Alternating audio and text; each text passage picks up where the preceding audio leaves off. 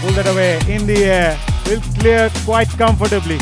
BPL আসরের নিলামের আগে fixing সংশ্লিষ্ট অভিযোগের কারণে এনামুল হক বিজয় সহ ৯ ক্রিকেটারের নাম তালিকা থেকে বাদ দেওয়া হয়। নিলাম থেকে বাদ দেওয়ার পর থেকে মানসিক চাপের মধ্যে আছেন বিজয়।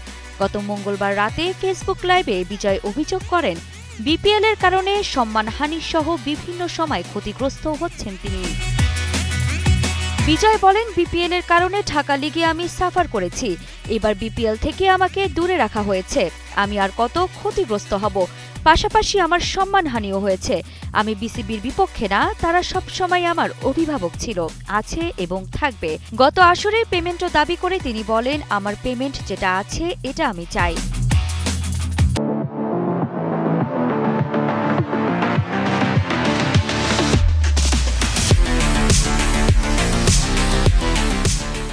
গত আসরে দুর্বার রাজশাহীর হয়ে খেললেও প্রায় ১ বছর পরও পুরো পারিশ্রমিক পাননি বিজয়। এ প্রসঙ্গে তিনি বলেন, আমি যে পারিশ্রমিক পাইনি সে ব্যাপারে আমি দায়িত্বরত সবাইকে অবগত করেছি। এমন কিছু না যে নতুন করে বলছি। আমি সামাজিক যোগাযোগ মাধ্যমে ৩টি ডকুমেন্ট দেখিয়েছি। এটা ছিল রাজশাহী টিমের সঙ্গে আমার চুক্তি। একটা ছিল রাজশাহী টিম যে চেকগুলো দিয়েছিল সেখানে কোনো টাকা নেই। থার্ড যেটা ছিল, আমি বিসিবিকে মেইল করেছি, ১০ থেকে ১৫ দিন হয়ে গেছে, আমি কোনো উত্তর পাইনি।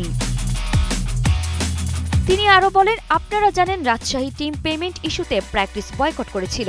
সে সময় বিসিবির দায়িত্বরতরা আমাদের সঙ্গে কথা বলেছিলেন। অনেক অনিশ্চয়তার পরও আমাদের অনুরোধ করা হয় প্রপার ওয়েতে টুর্নামেন্ট চালিয়ে যাওয়ার জন্য। পেমেন্ট নিয়ে ডিরেক্ট সাইন বা ড্রাফটেড প্লেয়ার যে হও, সবাইকে বিসিবি আশ্বস্ত করে খেলা চালিয়ে নিতে বলেছিল।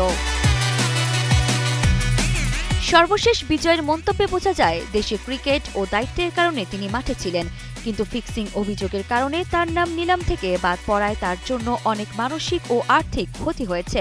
তবে এখনও তিনি পারিশ্রমিক পাওয়ার আশা রাখছেন এবং বিশ্বাস করেন ন্যায্যতা শেষ পর্যন্ত তার কাছেই পৌঁছাবে। আরিফা জাহান, কালের কণ্ঠ স্পোর্টস।